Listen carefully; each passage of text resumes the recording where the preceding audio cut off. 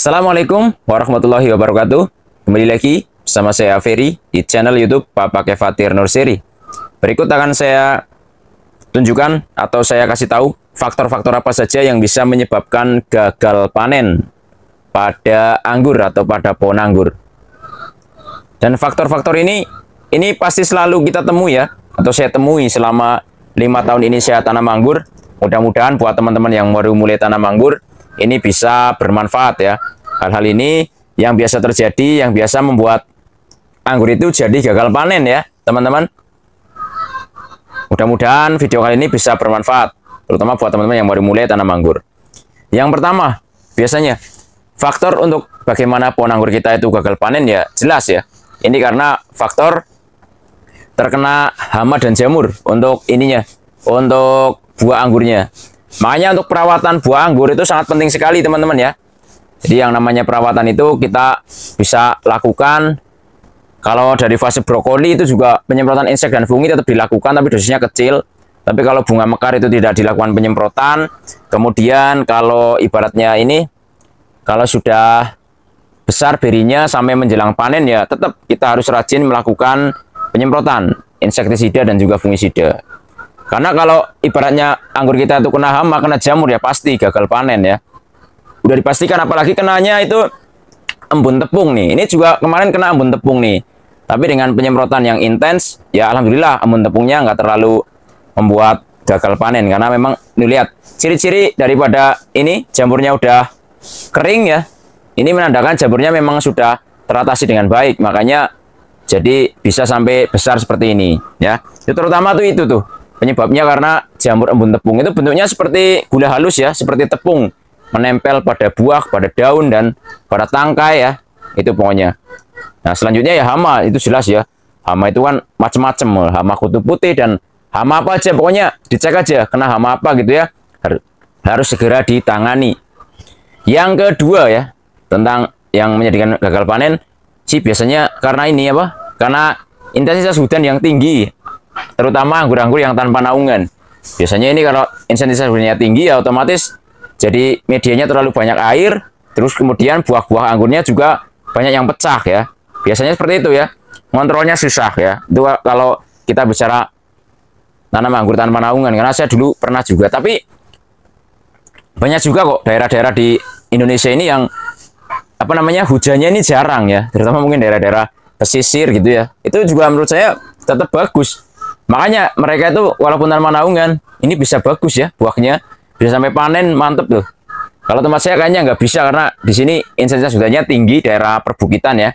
Sekalinya hujannya juga datangnya cukup lama, makanya sulit dikontrol lah. Kalau untuk ini, kalau untuk sampai panen susah. Karena saya dulu juga pernah coba yang di sebelah sini nih, dulu tanpa naungan ya. Ini rata-rata gagal panen. Nah itu ya. Tapi bukan berarti kita tidak bisa tanam anggur tanpa greenhouse ya, atau tanpa naungan. Sekali lagi, sebenarnya kalau menggunakan greenhouse atau naungan, ini lebih kepada kita bisa membuahkan anggur di semua musim aja. Jadi musim hujan bisa, musim panas juga bisa ya. Jadi sebenarnya nggak masalah. Dan juga tadi yang saya sebutkan, banyak juga daerah-daerah yang hujannya itu nggak terlalu sering juga ya. Makanya ini juga tempatnya sering panas juga, hawanya juga panas, mungkin jadinya bisa sampai panen juga. Itu sebenarnya itu aja ya. Tapi rata-rata ya, kalau tempat memang sesuai tempat aja, nggak semua daerah sama ya, makanya tidak bisa disama-samakan. Tapi kalau di sini kayaknya nggak bisa. Kalau hujannya terlalu sering, ini ya mengakibatkan gagal panen, karena buahnya pasti pada pecah. Jadi itu ya, yang pertama itu biasanya karena faktor hujan, yang kedua, yang pertama tadi karena hama dan jamur, yang kedua karena faktor hujan yang terlalu sering, ke medianya jadi sering basah, jadi ini.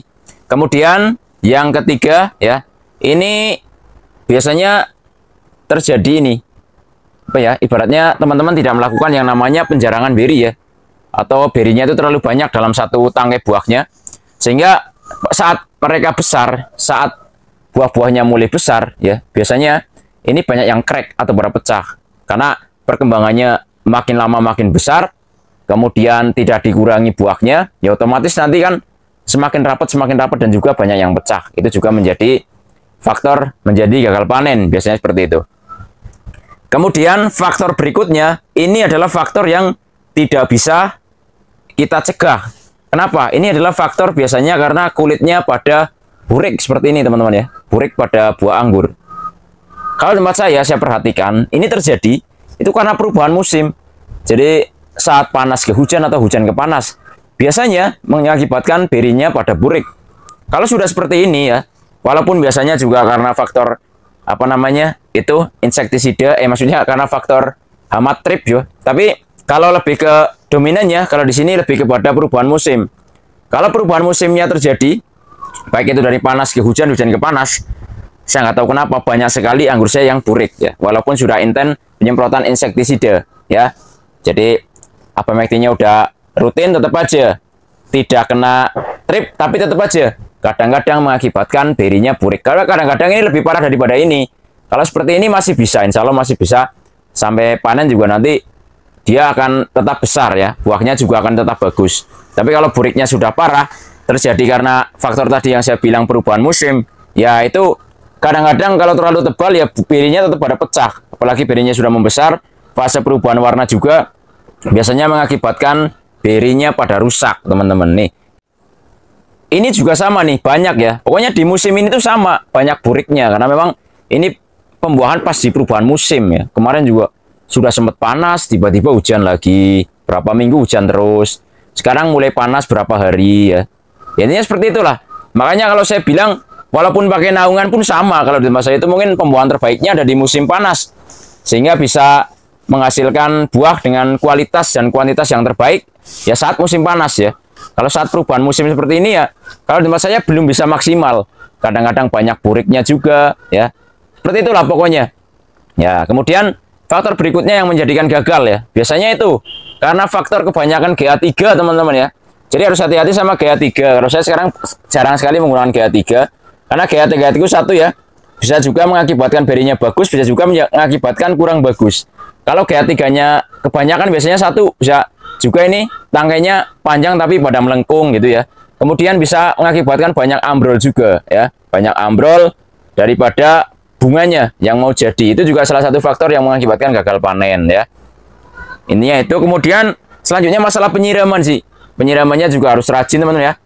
Dikontrol medianya agar tetap lembab. Karena kalau nih buah anggur kita itu kurang panas, maksudnya kurang air ya, terlalu kering medianya juga akan mengakibatkan buahnya itu jadi kurang air ya, jadi pada seperti keriput gitu ya, itu juga iya. Kemudian di fase bunga juga kadang-kadang ini kalau misalnya terlalu kering ya juga mengakibatkan untuk anggurnya ini pada ini teman-teman, jadi buah anggurnya ini jadi pada kering juga karena kurang air.